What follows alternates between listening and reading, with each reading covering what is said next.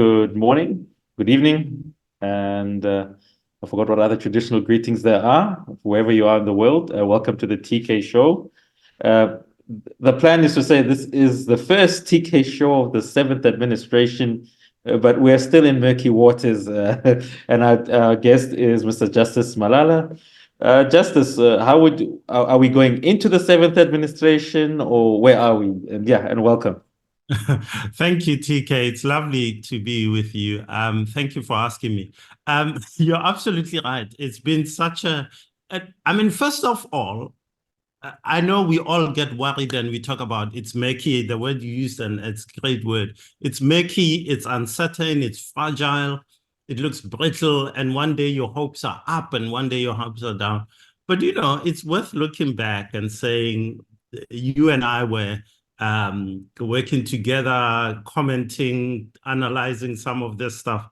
We had a peaceful election on Yeah. May 29.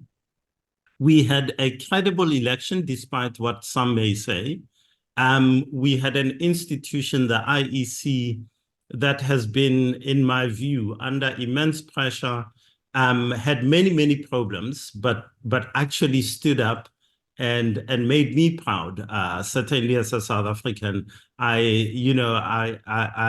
someone was asking me, "Oh, what's that mark on your finger?" And I was telling them, and they said, "Wow, it sounds wonderful." And it was actually on the day really wonderful. So the positive is that we mounted this thing, this amazing, incredible election.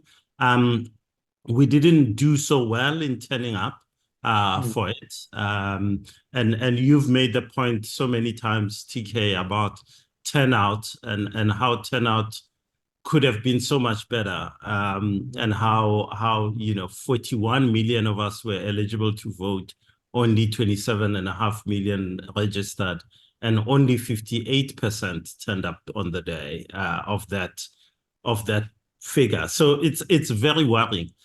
But that said, it was, we mounted a good election, and we should be proud of it. But the future, as you indicate, is very murky. We find ourselves in a place the words unprecedented, uncharted are there.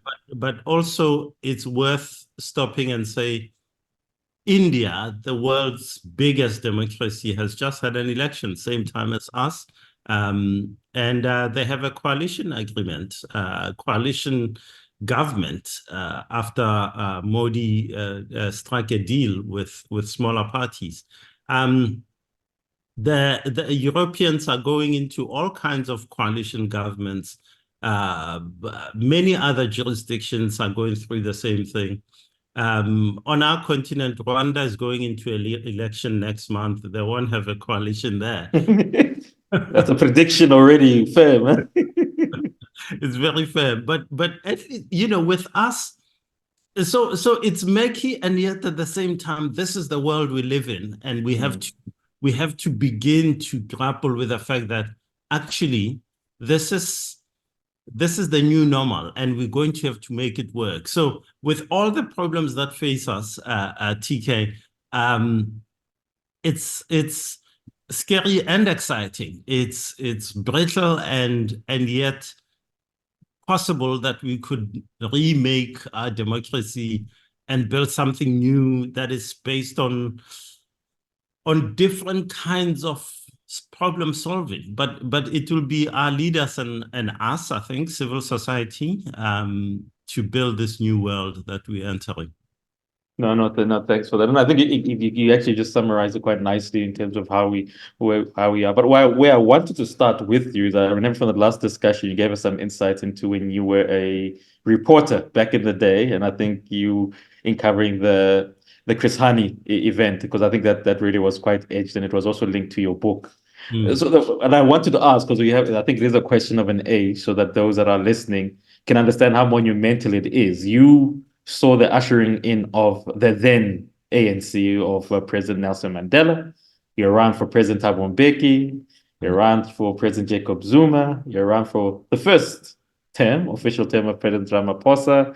Question mark on what happens, whether he gets a second term or not. But just just from your perspective, just walk us back to just that period and juxtapose it to where we are now, because you saw the ANC go in. You literally have lived something where many people didn't assume would come to see the end of the ANC dip below 50. If you could just, walk us through that.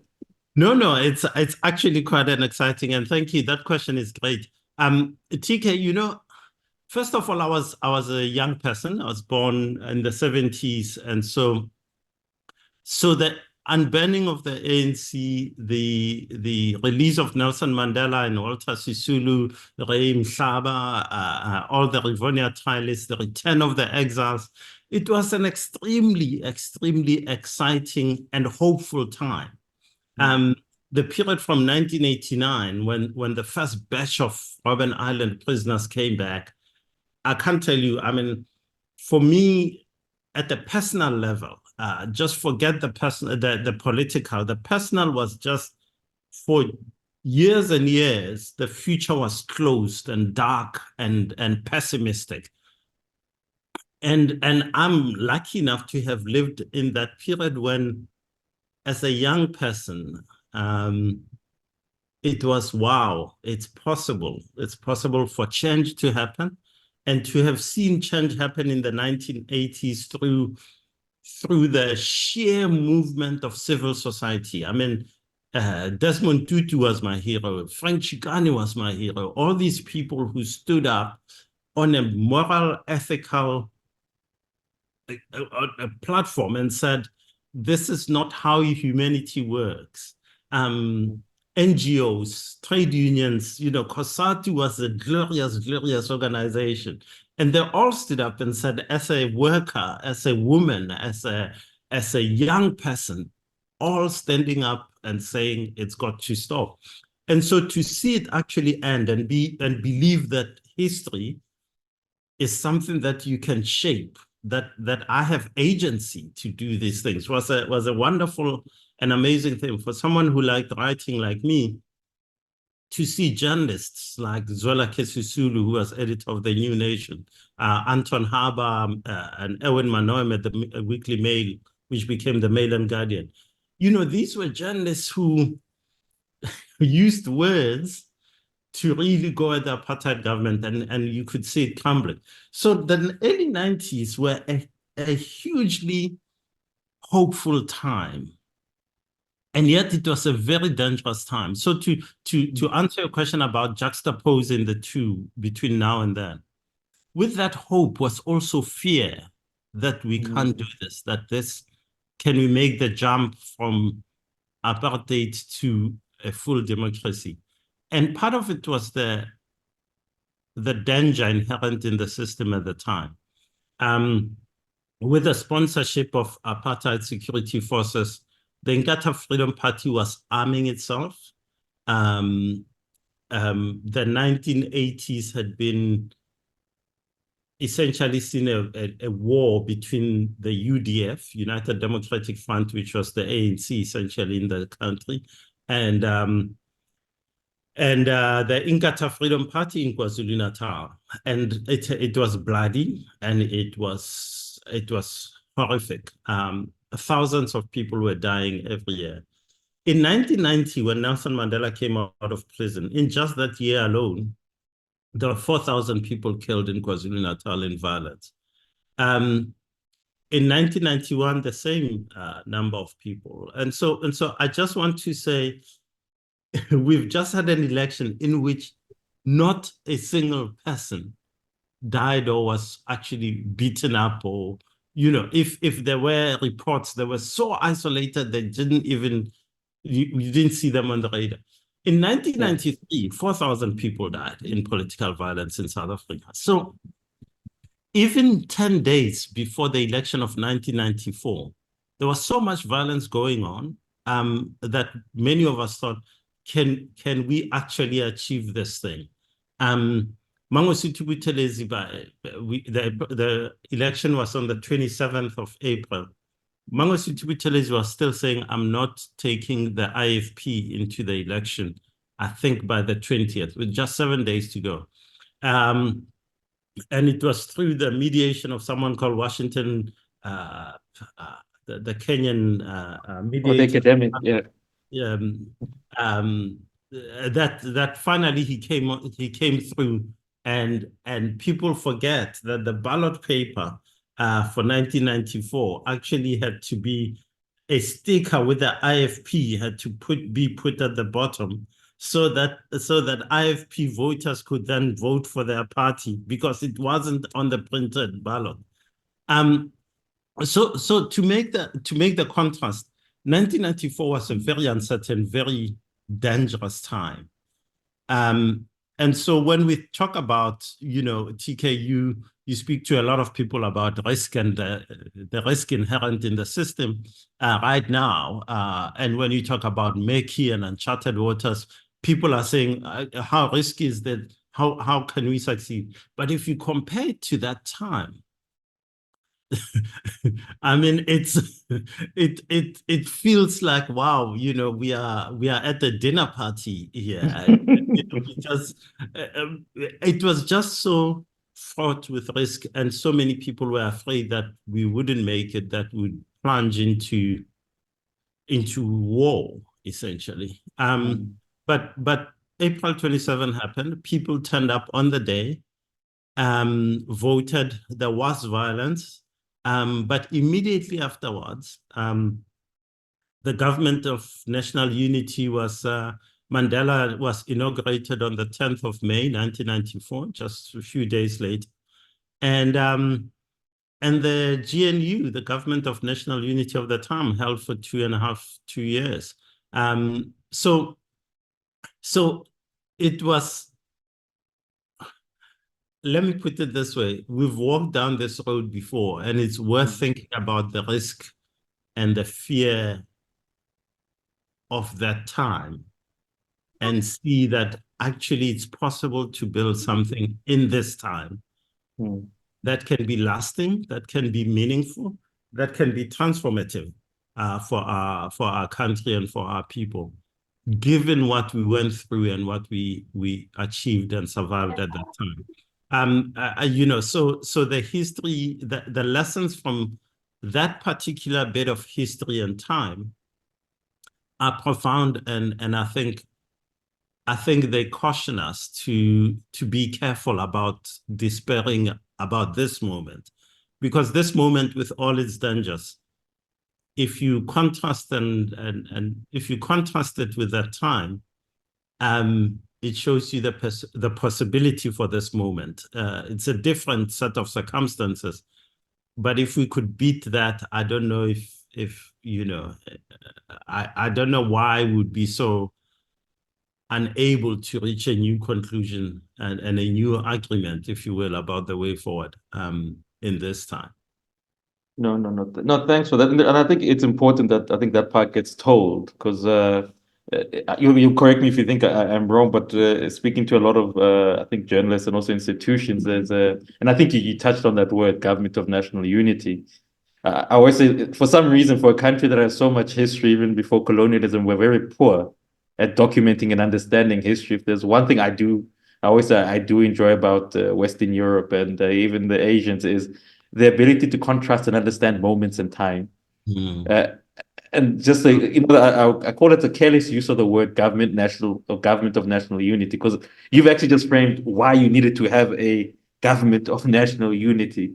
That transition was not simply that, because I kind of framed this period as it's the ANC that's in crisis. It's not the country.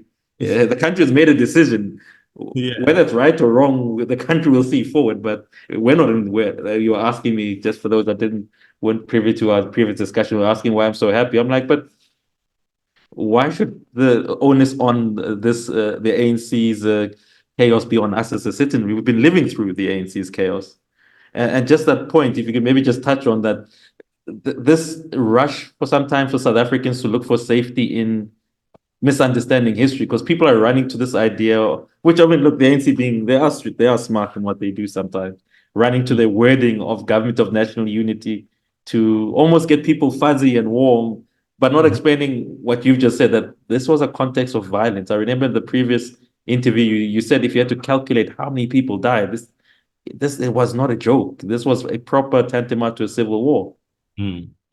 No, absolutely. And yeah, I mean, in a way, the point you make about documenting history, we don't go back enough to those times and write enough about what we went through. I always say, you know, how many books are there?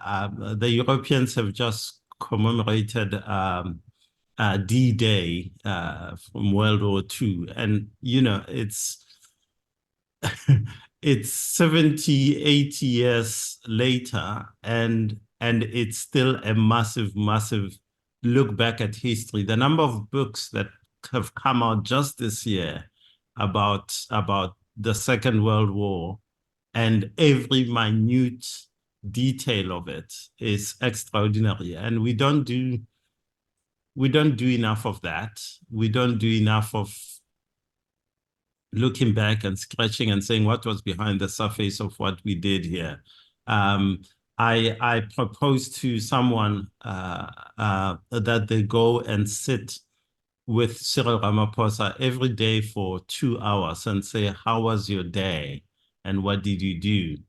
And, you know, I mean, for my book, I tried to get Cyril Ramaphosa to just tell me how were the days of the end of apartheid and that negotiation, because he was the ANC's chief negotiator.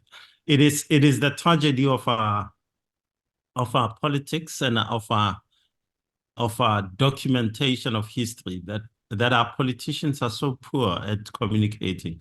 I find it extraordinary that someone like Donald Trump would take an hour at 11 p.m. of his day and sit with a journalist almost every day and tell them, oh, that's what I did, and this is what I was thinking, and so forth. And it doesn't have to be, you know, he'll chop and change with these journalists, he'll shout at them, he'll fight with them, he'll argue.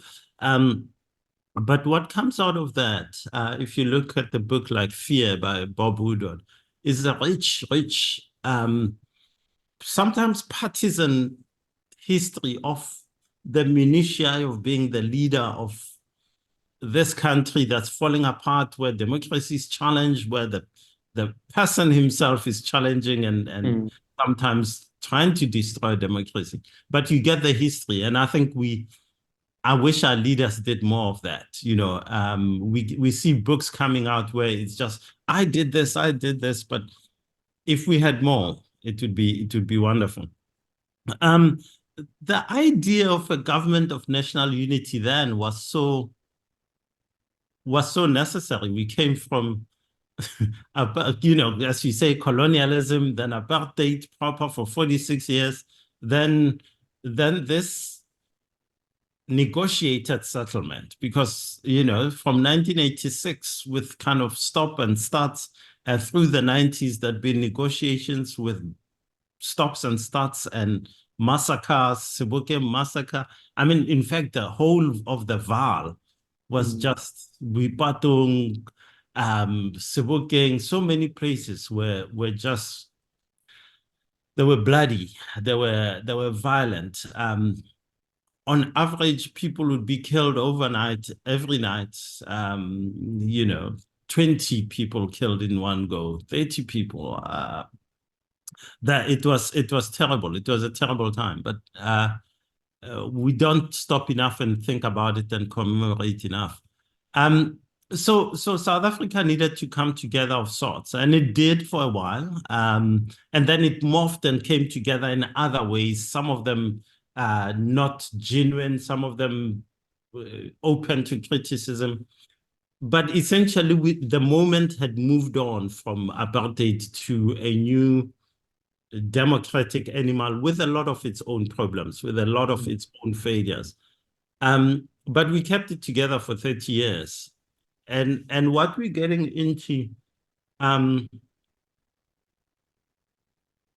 you know, the wording is actually unfortunate that we're talking about a government of national unity. I think if I'm to be honest with myself, it's not a government of national unity. It's an attempt to build a coalition without saying, I'm going into a coalition with 1, 2, 3. An attempt to say, oh, disinvite yourself if you don't want to be part of this coalition. And I think as a threat for the EFF in particular, for the MK party, it's worked because they swiftly disinvited themselves. And you have an ANC that is very different from the ANC of 1994, that an ANC that is far weaker and far more in need of partnership, essentially moving to a settlement with the Democratic Alliance and the Inkatha Freedom Party. I don't know what the latest news is exactly, but essentially, I think what we have is the building of a coalition. But given the sensitivities in South Africa about history, about race, about even what one stands for, we can have a long chat, TK, about what is a Black liberal, what is a Black capitalist, because liberalism and capitalism were seen as part of the system of oppression, and a huge chunk of capital in South Africa essentially did that. But you think about Nelson Mandela arrives in Johannesburg, and he's looking for a place to stay. He's trying to study at Wits and being treated in a very racist manner. He's working nights as a security guard. And the guy who takes him in and says, I see potential in this guy, is Walter Sisulu, a real estate agent, guy who buys properties and sells them. He's a capitalist. People, you go back to John Dube, he was a newspaper editor and owner, started a college, Ohlange, and a school, and so forth and so forth. But we don't talk about these things. We don't talk about the fact that the ANC is as capitalist as anyone else. So we fudge these things, and so there are these hard places. No, capitalism is for the DA and DA supporters. ANC people cannot be capitalists. Even the billionaires in the ANC, comrades, but they are, many of them are owners of the means of production, if you will, much as they might want to. And it's a small number. It's a small number in our society. Let's not deny that. But it's there. So I think in many ways, it's an attempt to not, people need to keep their credentials as revolutionaries. So how do you walk in and say, no, I'm 100% with a coalition with the DA, which is seen as this capitalist entity, and so forth and so forth. So in many ways, I think this is not a government of national unity. It's a coalition. It's a coalition, and one needs to, I think the optics of it are being worked at, and I think in many ways, the optics might be over for those who are against those optics. I think we're moving towards a point where there is a coalition of thought, and so of sorts, and that coalition, whatever happens to our conversation, will be one where it's called an IFP ANC DA coalition, but actually it's an ANC DA and a bit of IFP coalition. No, it's very odd that you actually use the word capital, because there was obviously, like you said, people now reach out and ask for assistance in terms of how do you understand this. So I did have 5 sets of scenarios, and the first one was the ANC, DA, and the IFP, and I said it's capital.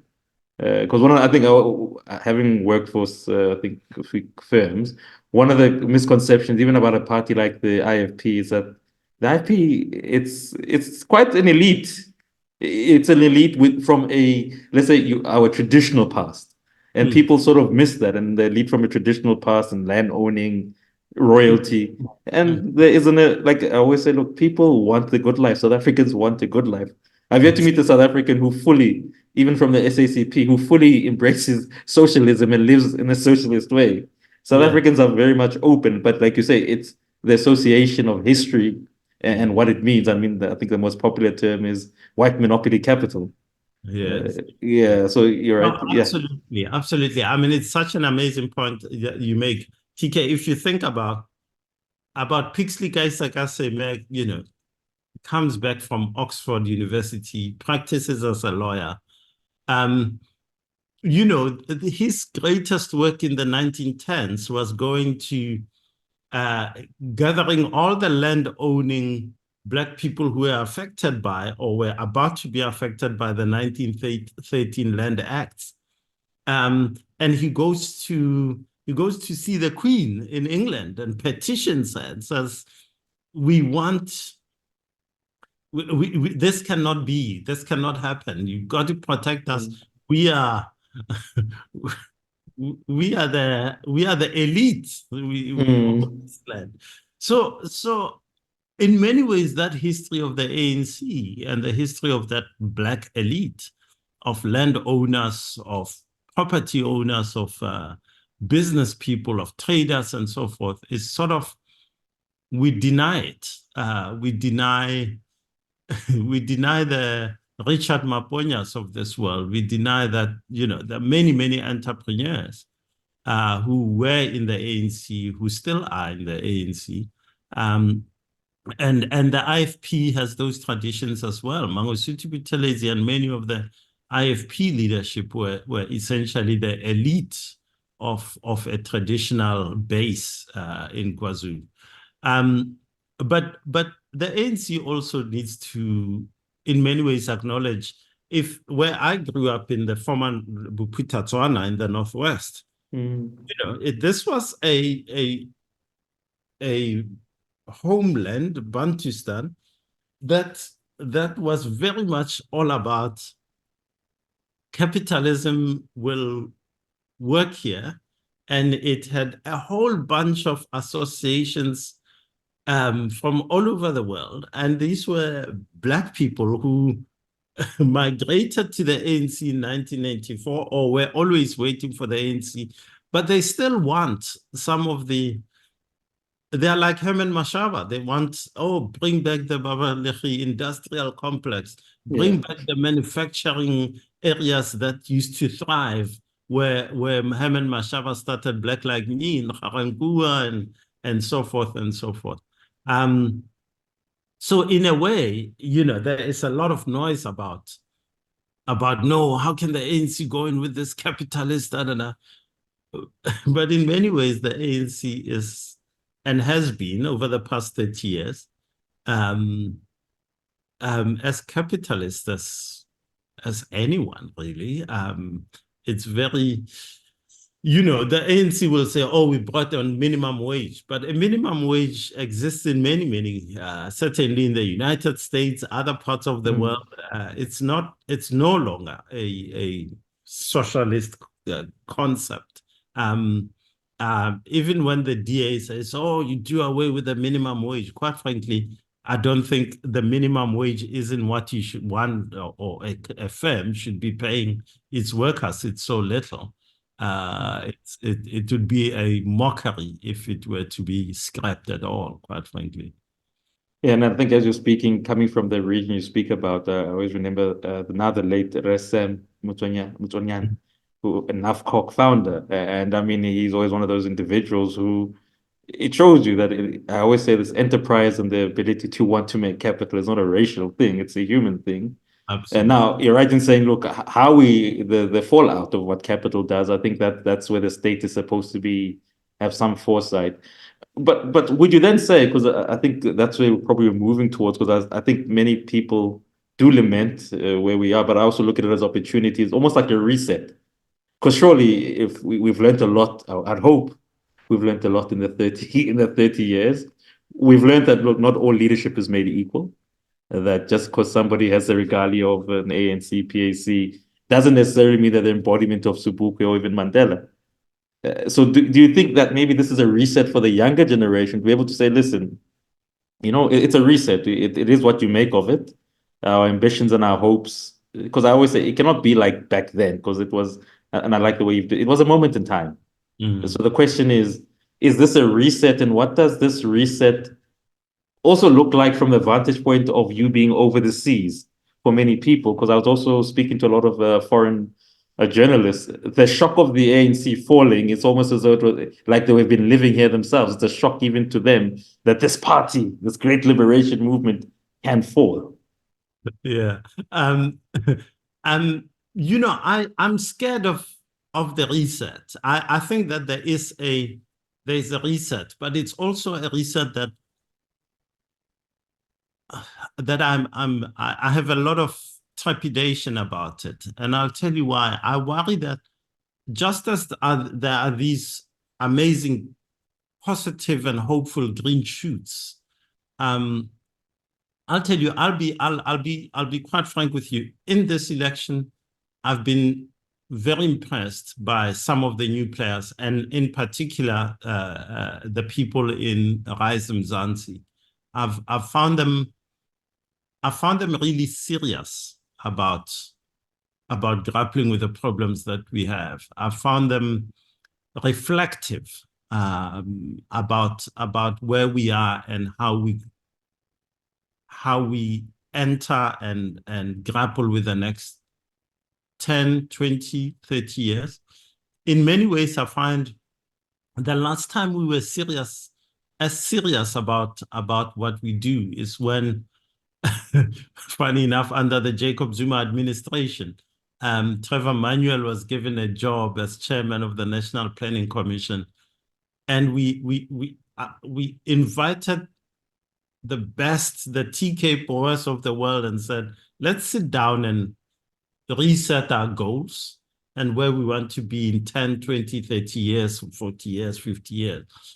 And we started drafting the National Development Plan. And the level of engagement in the forums, in some of the civil society engagements, were really quite eye-opening and quite deep about where we want to be as a country. So this moment in the elections for me was, wow, there are some serious people engaging seriously with where we are and what it means. But my fear and my trepidation is about there are just too few people who are as engaged. I've been worried about the number of young people who are engaging, the number of young people who are even engaging at the basic level of, I will register to vote, and I will get up on the day and go and vote. The point we started with about voter registration, for me, part of the tragedy is the number of people who've checked out of the system, who've lost trust in the institutions, whether it's the police, whether it's parliament. And you listen to studies like, Afrobarometer, you hear people say,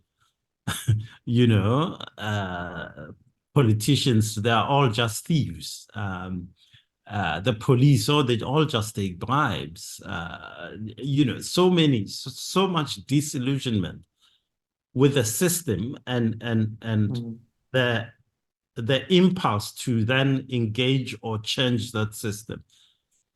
So is this an elite reset, as in the decision makers in the ANC, the DA, the IFP say, no, we're going to build this new thing, and it gets done, or whatever iteration the elites in the MK party, the EFF and others say, no, we're going to do this,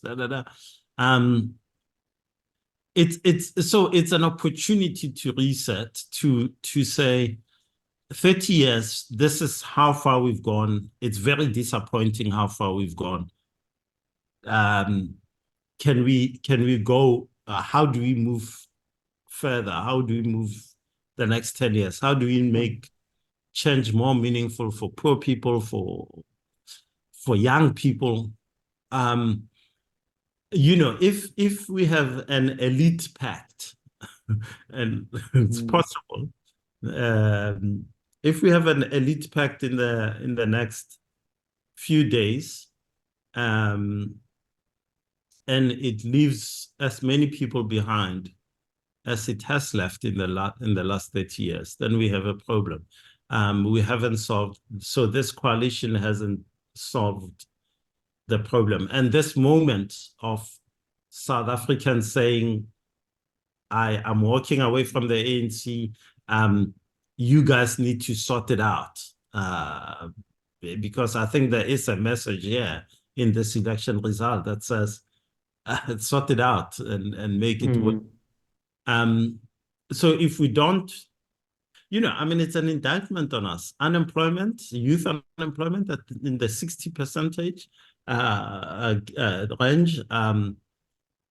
I was reading the New York Times this weekend, and it's just a throwaway line, but people say, someone writing about South America, about Latin America, and saying, but with South Africa being the most unequal country in the world, and it's but that's who we are. We don't even stop and say that is. It's incredible to just become a statistic that academics, in arguments will say, oh yes, in South Africa, the most unequal, the most poverty-stricken, this is the most sophisticated economy on the continent. Yeah. And yet we live with this. So the reset needs to address some of those things. And we don't talk about the Millennium Development Goals anymore, but we were actually doing something about schooling, about literacy, about access to water, access to electricity. We need to get back. If the reset is to mean anything, we need to go back to those and say, hello, why were we succeeding in the 2000s, and we failed so spectacularly in the 2010s and in this decade? No, that's actually a good point. I think it also points to, I think there's been that these discussions, let's say this coalition, talk about a coalition, but a fronting coalition, the absence of what you said, policy, it has unfortunately gone down to who gets parliament, who gets speaker. But you're right, because these should be the crux of what informs how do you choose your dancing partner. And you're right, it should be an indictment, and not. Yeah, because I always say, at least the nice thing speaking people like you is sometimes South Africans, when you only have a South African perspective, because this is what's going to be my next question. I guess you would have seen it a bit better with the election of the current American president, Joe Biden, that the greater the expectation, the fallout is vicious. So how 3 years into whatever this coalition will be called, let's say it doesn't deliver, and the point you're raising of those that have been locked out, where does the country go there? Because where does it go there? What happens then when this thing is more disappointing than what people have been used to over the last 3 decades? Yeah, it's the next 5 years, I think we do have to hold on, because it's a bit of a cliche, but it's the old Gramsci thing. We're going into a period of interregnum. You made a point earlier about the ANC's in crisis, but we are not in crisis. But the ANC's crisis is that you see, of those top 5 parties by vote take, you have the ANC proper at 40, you have the DA, then you have the MK party at nearly 15%, and you have the EFF at around 10%. This fallout is, what's the expression in Setswana? Bana ba mpa, the children of the same womb. Mm, are, are at war with each other, and we haven't, in a way, as the electorate, transitioned from this big thing that's dominated our politics for 110 years more, which is the ANC, to fashioning something new. If this dream then doesn't get fulfilled, then you go back to the Thabo Mbeki prediction, it explodes. So that's the extreme of what failure means for our politics in the next 5 years. Or we just basically heddle along with the state having to do what it's doing now in KwaZulu-Natal. We now, there is so much happening politically. You and I haven't had a chance to say, what does it mean when police leave is cancelled?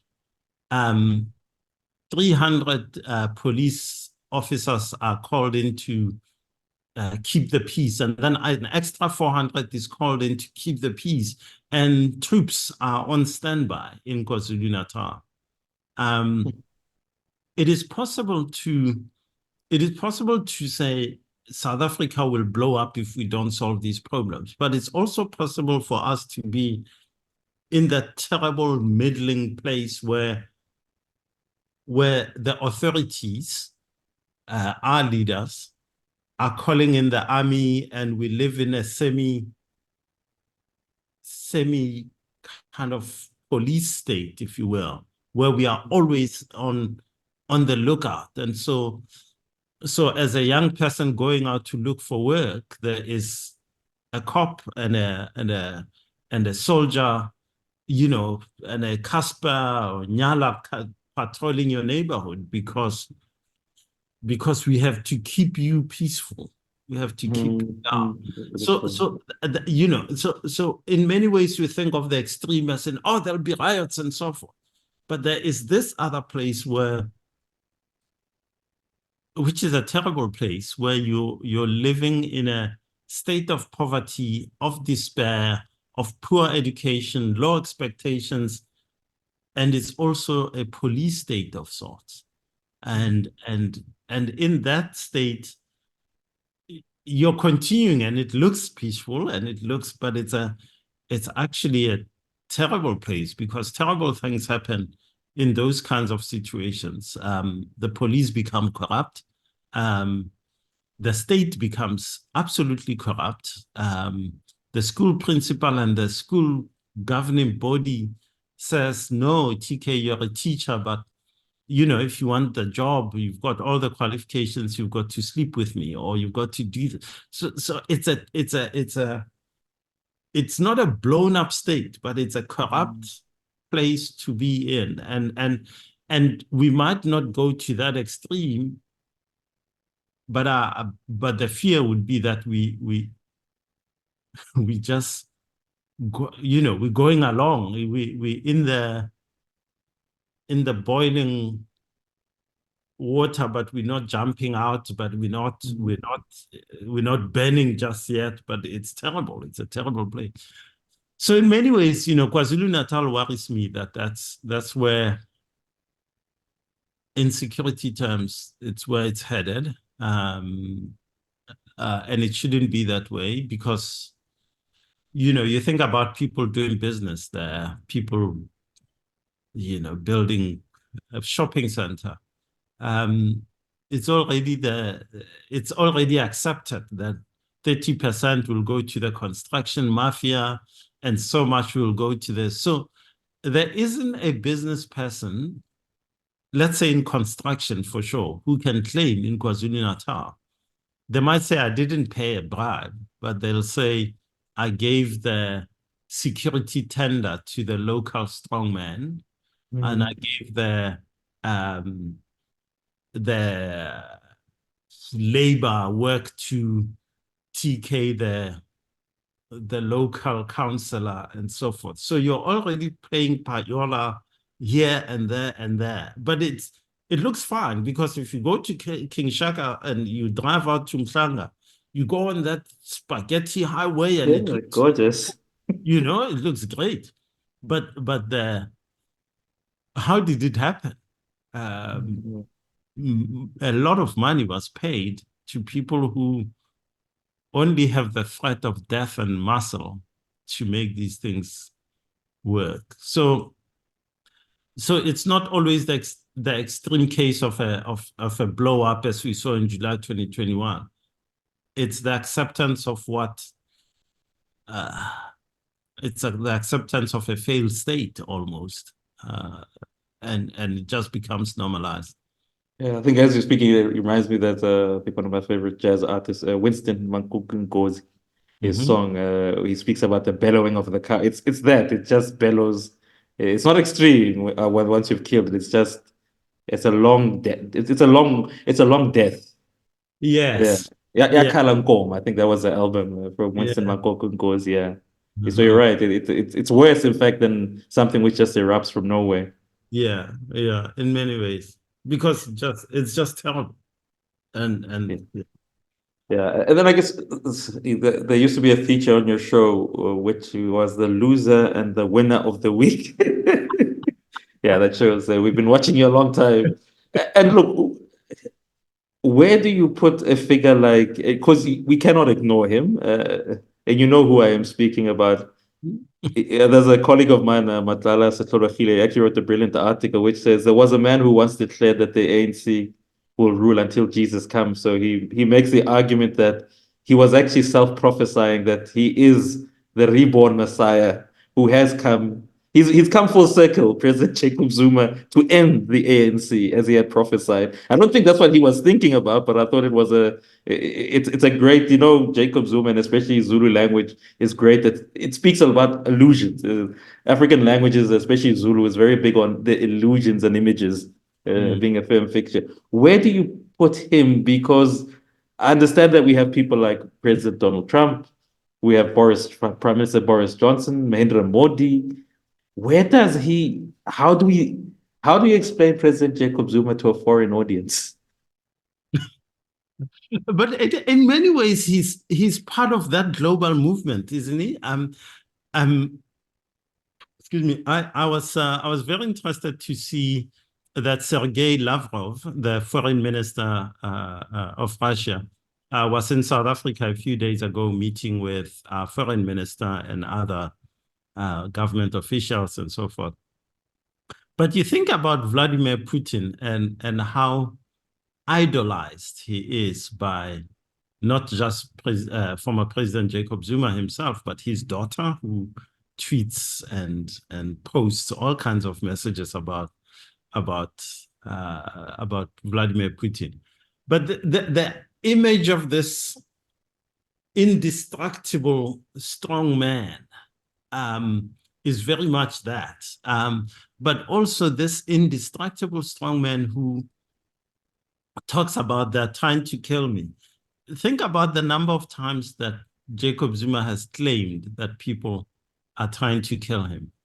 In the run-up to May 29, he claimed his motorcade was in a bumper-to-bumper bashing. He said, they're trying to kill me. There was an incident where he said, they're trying to poison me. That was on the front page of the Sunday World newspaper. In his presidency, several times, I'm off to Russia, they're trying to kill me, they're poisoning me.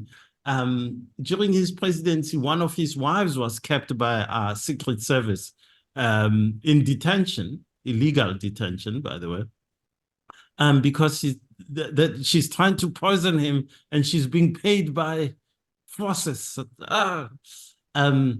Jabulani Kumalo, he's the person who registered his party. He's getting money from Cyril Ramaphosa and Zweli Mkhize, all these stories and so forth. So the conspiratorial nature of it, and you think about Donald Trump, the system is being used to undermine me, to stop me from getting to the White House. All of these conspiracy theories, all of these I'm the master strategist, I'm the big man, and I'm virile, and I'm, all this. So in a way, he's part of that movement. But in South African times, he also plays, I think Jacob Zuma has played in the run-up to this election, the sort of ethnic Zulu card. I don't think it's all him, but I think he's played it. I think he's been greatly aided by the ANC's failures and the failure to reform over the past 6 years since, to its credit, they managed to isolate him and kind of put him away, but not successfully. So in a way, he's a very South African product, and in a way, he's a very global product in the sense that there is a move to a messiah, a messiah kind of leader, that I will save you, I will come and make you feel better. So the more straitened the world is, the more economies are suffering, the more movement there is towards. I think things are hard. I think the United States, it's so-called, most successful economy in the world and so forth, it's still hard. And so I think the world is looking for some kind of salvation. I think the world is one where people, where leaders don't have the answers, and it has become more and more difficult to say, we're going to have to work harder and differently, and maybe even fashion a new kind of economy to get to a better place. So I think Jacob Zuma, he's advanced in age, he's 82. But I think he'll be with us for quite a long time. And if he doesn't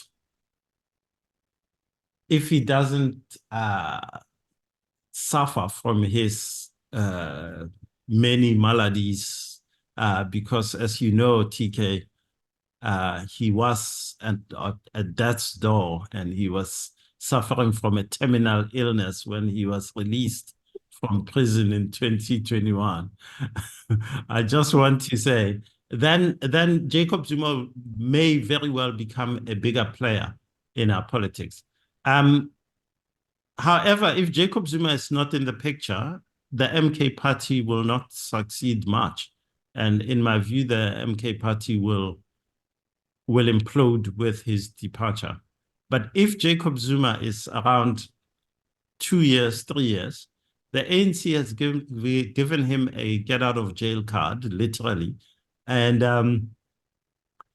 Jacob Zuma will continue to just harry and harass and harangue South Africans and the political system.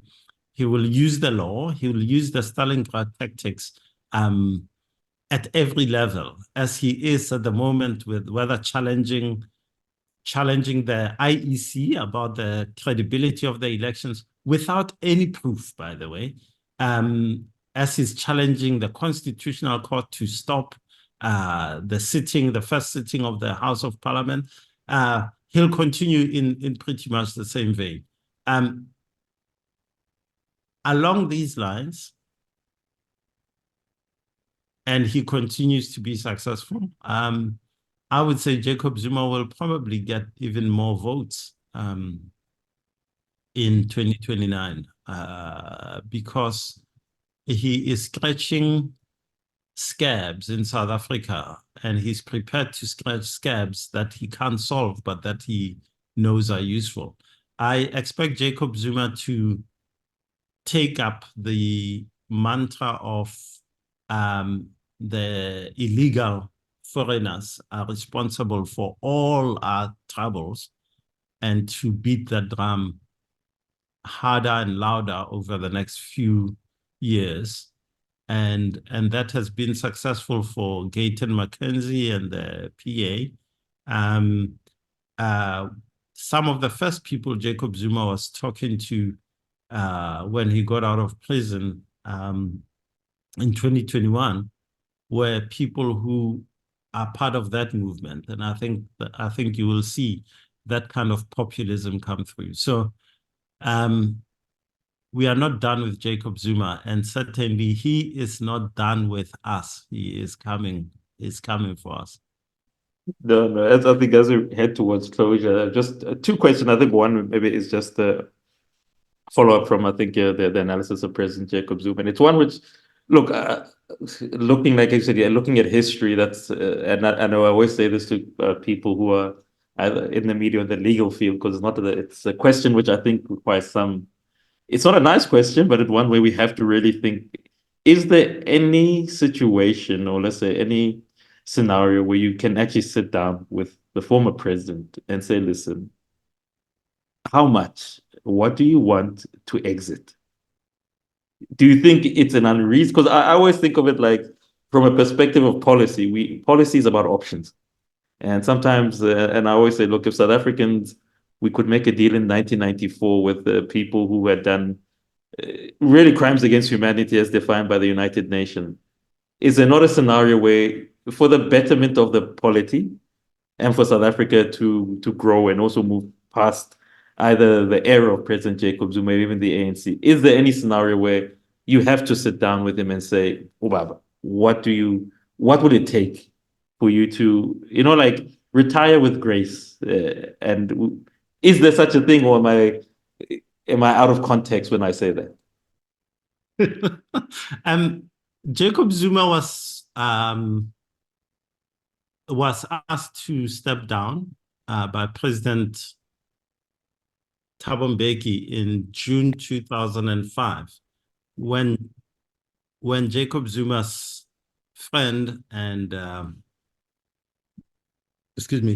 Jacob Zuma's friend and briber Shabir Sheikh was convicted for allegedly for bribing him. This has been at the center of our politics since then. Jacob Zuma has fought.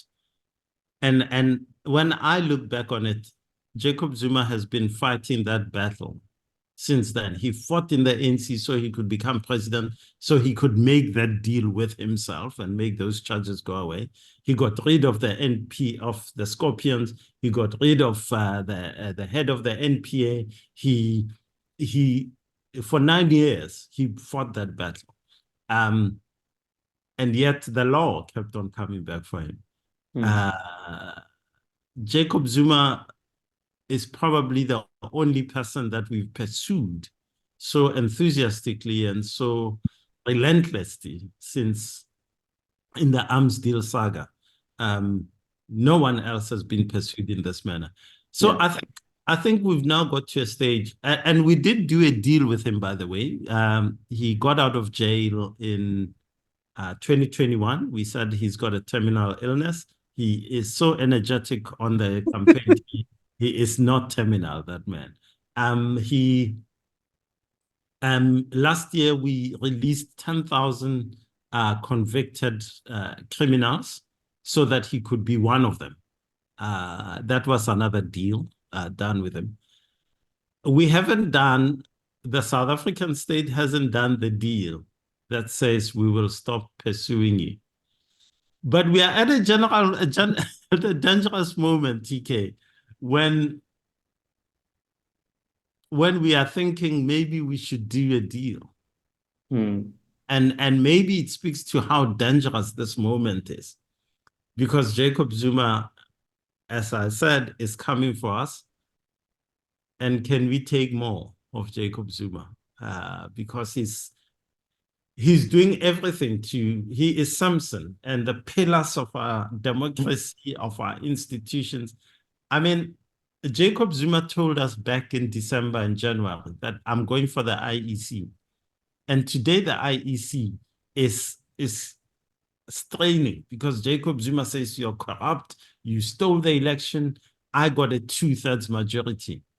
Where did he think he's going to get a 2/3 majority? But he's going to the electoral court, he's going to the constitutional court. He wants not a recount, a rerun of the election.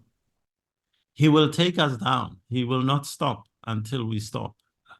So we are at a dangerous moment because he's a dangerous man and he's coming for the South African state.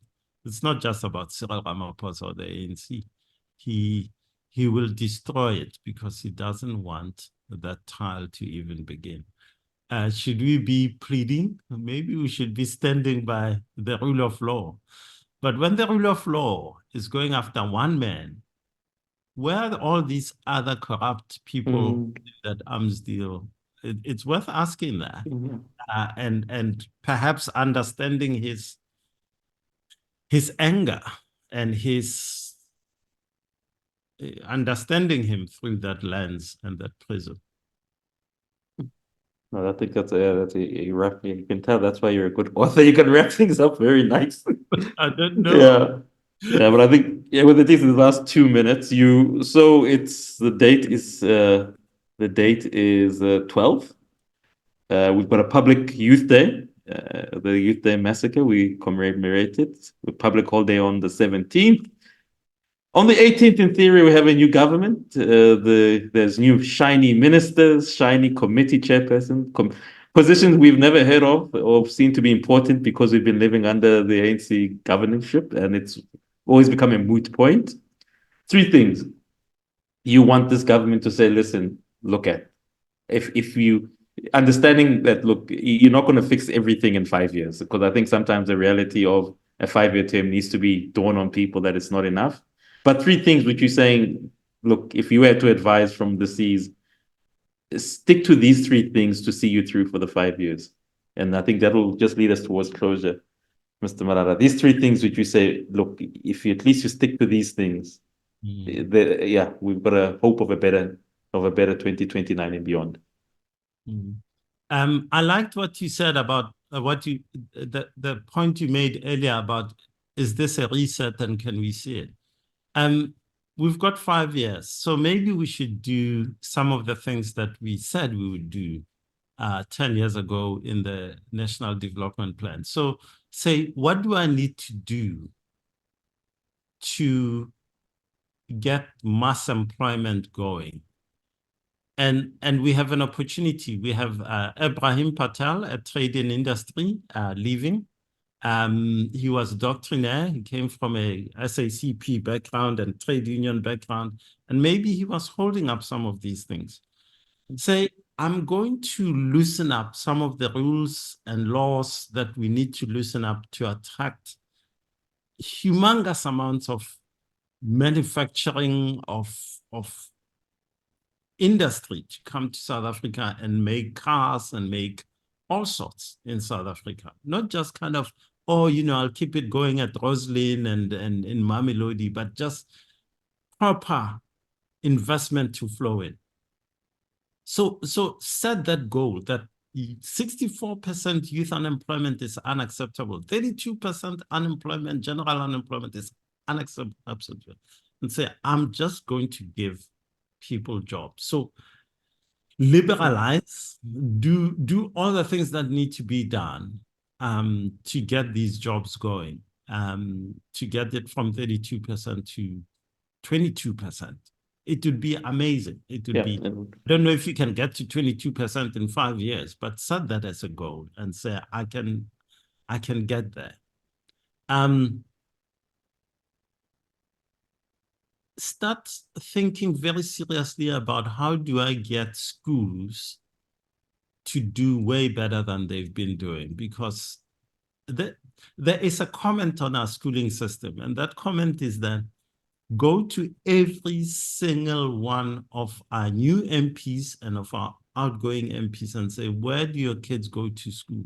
Why aren't they going to the local school where you live?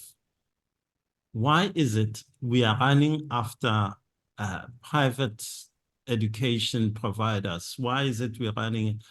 There is a fundamental comment that we've made over the past 30 years, and it's that Black leaders in particular, progressive ANC leaders, whether at municipal level, that we all rushing and putting our kids into African schools and saying they are not transforming.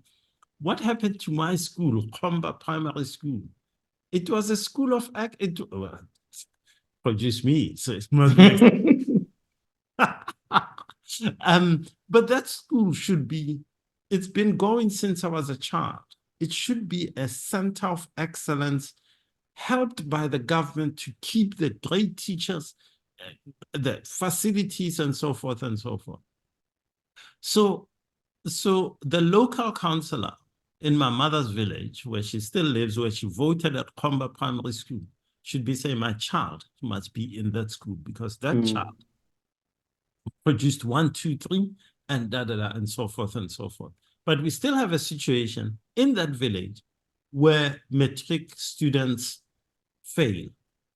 Why is it there are no failures at Parkview Girls High School? Why is it? And so you have all these kids from Soweto and elsewhere being bussed into these places. So we need to do something about that. And that change has been theorized about so much.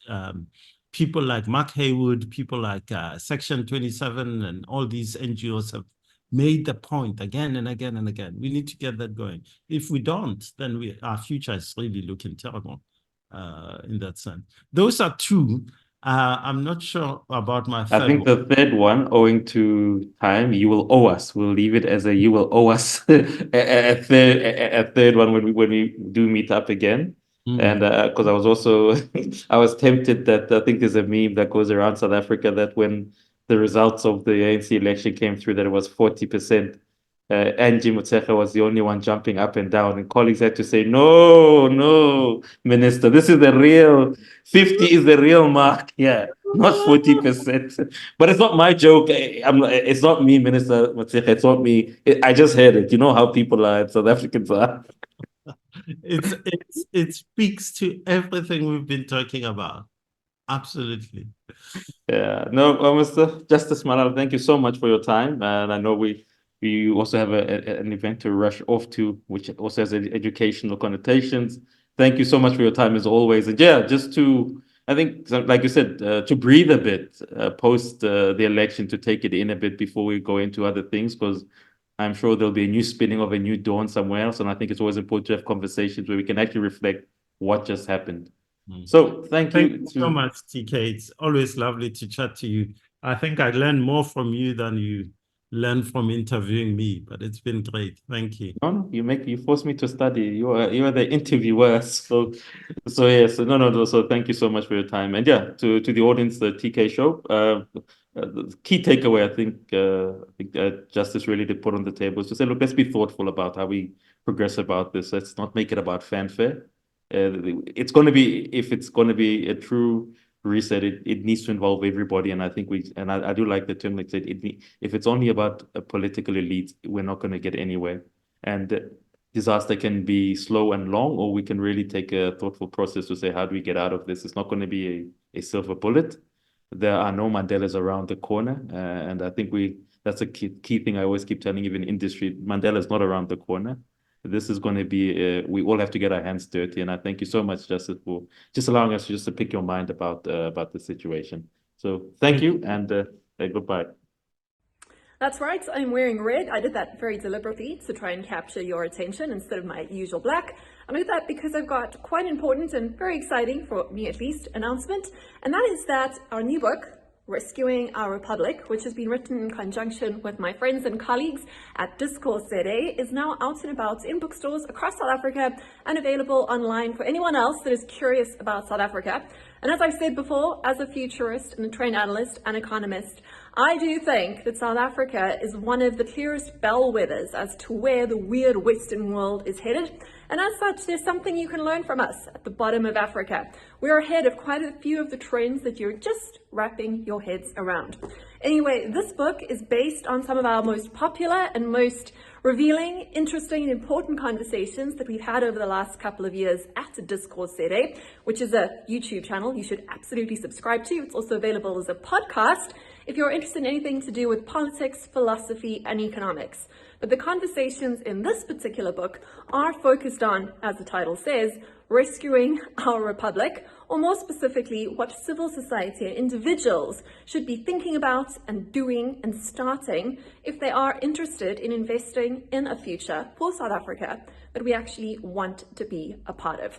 Anyway, I would love for you to read this book and to give it to someone either that you like or that you hate, because the purpose of this book is to kickstart conversations around big, interesting, ugly even, but important ideas that are worthy of debate. So if you're planning on being bored or understimulated at a family or friend event this festive season, this is the book you need to give you the conversation starters to start a debate or a fight with those who you love or love to hate most.